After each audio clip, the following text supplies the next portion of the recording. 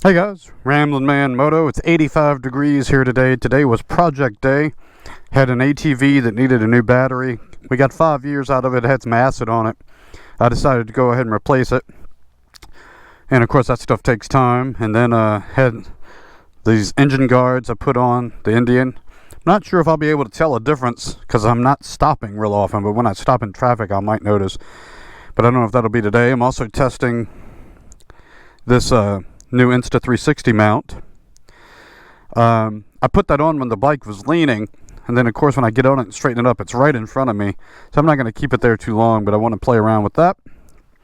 And then I got these flying eyes in. These are still just the non-prescription bifocals with readers, and these don't move as much, or maybe at all, but I really wanted them for my other helmet, and they seem to move more. They're both Shoei helmets. So anyhow, we're going to go out, maybe fly the drone today too.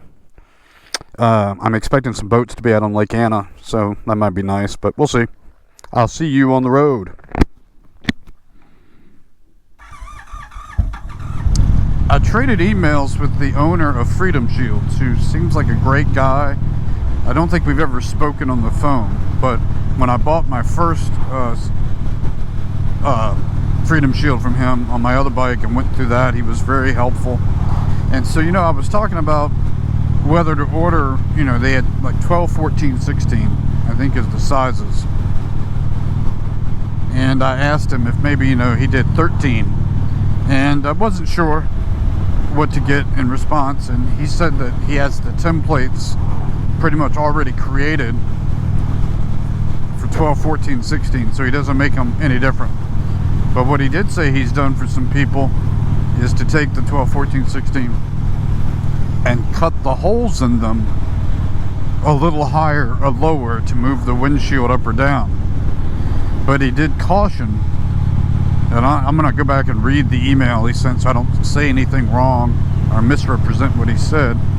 He did caution that it may make it a little harder to twist it on, depending upon the positioning. Like if you took the 14 but lowered it, or you take this 12 and raise it. Now you take the 12 and raise it, then you're looking at a situation where he pointed out there's more air under the windshield, more gap between the bike and the windshield. And if you get the 14, it's going to lower the distance, and it may make putting it on a challenge. So now I'm faced with a decision of what do I want to do. He didn't say whether I could return those if I decide to go that route, because right now I haven't unwrapped the 12, and I didn't wear it today because I know it was just like no airflow. I tell you, these flying eyes are doing fine in this helmet. I think especially if I'm not sweating. I was sweating there for a stretch. I see all the bikes out here. It's kind of like when you go to Yellowstone and they say like 90% of the visitors stay on the figure 8 road that make up Yellowstone and the main trails. I feel like that's how it is out here. A lot of the bikers ride Route 33, but they don't do the offshoot roads, and the offshoot roads is where there's so much fun. Hardly any cars. I mean, you guys have seen my videos. A lot of times I'll ride and nobody ever behind me, a few people in front of me, if ever, and then hardly anybody coming at me. I mean, it happens, but not like being on this road. Now you're not going 55 the whole way, but you could. This road ebbs and flows from 55 to 45 to 35, then 45, then 55. Now, for what it's worth, I'm not noticing any heat on my legs. Now, I do have the soft lowers are removed. The fork wind deflectors are on there, of course.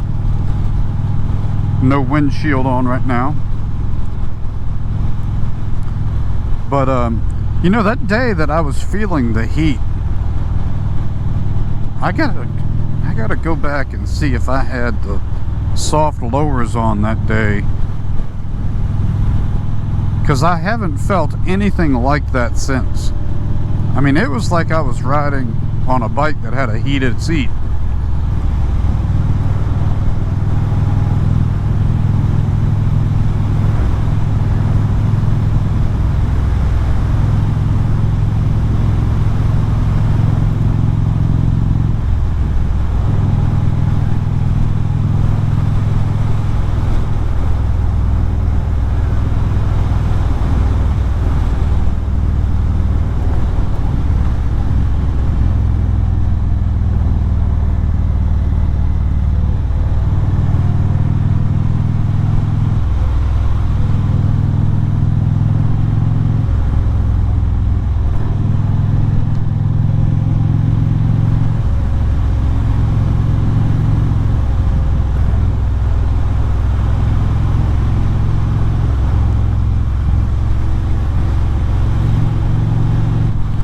Again, I'm feeling no heat from the legs, so things are feeling pretty good there.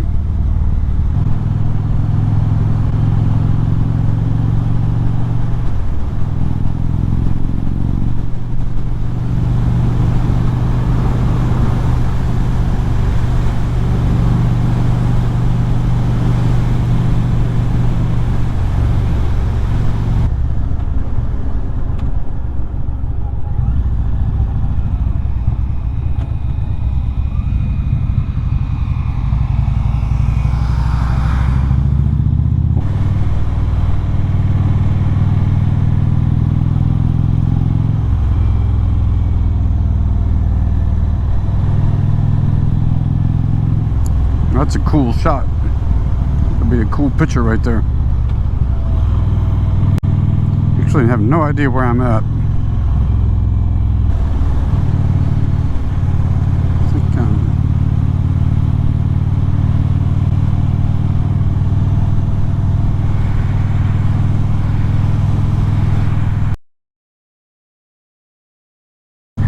Did you guys see what that sign said?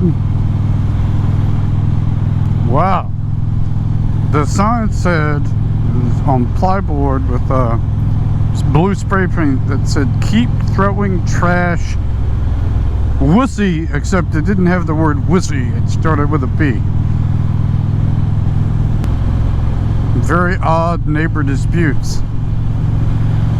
I actually have no idea where I am now. I've gotten a little turned around, and I don't want to stop to put my navigation on. I'm hoping eventually some of these streets will just connect in with each other somewhere I know.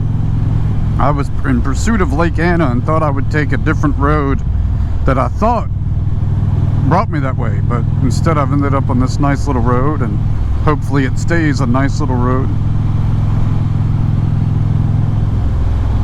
I just got to be careful because I don't know the road at all. Yeah, I don't think I've ever been on this road.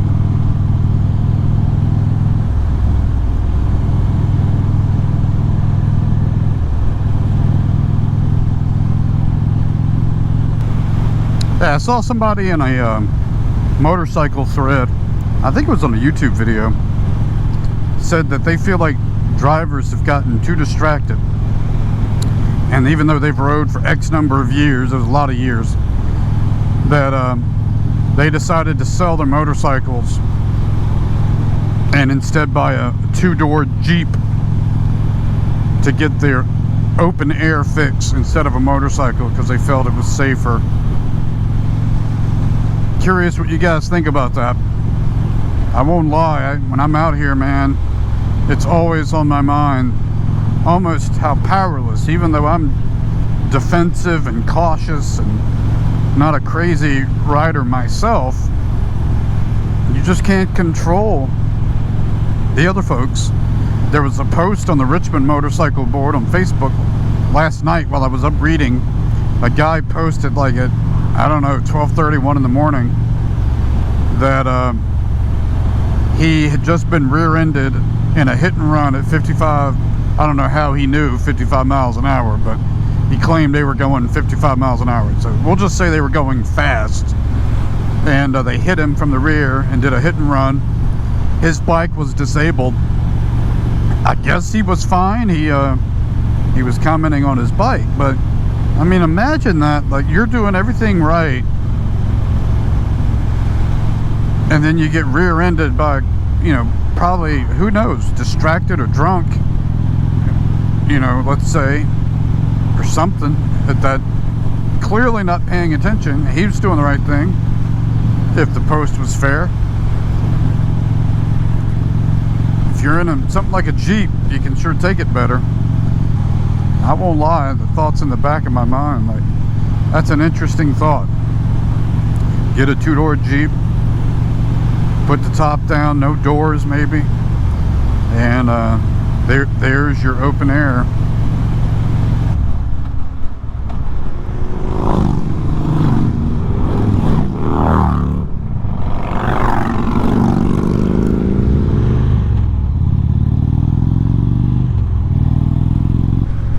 Well, these engine guards seem to be doing the trick, but one day when I'm got some time, I'll drive into traffic where I just sit and stop and go a little bit on one of the busy roads and see how I feel.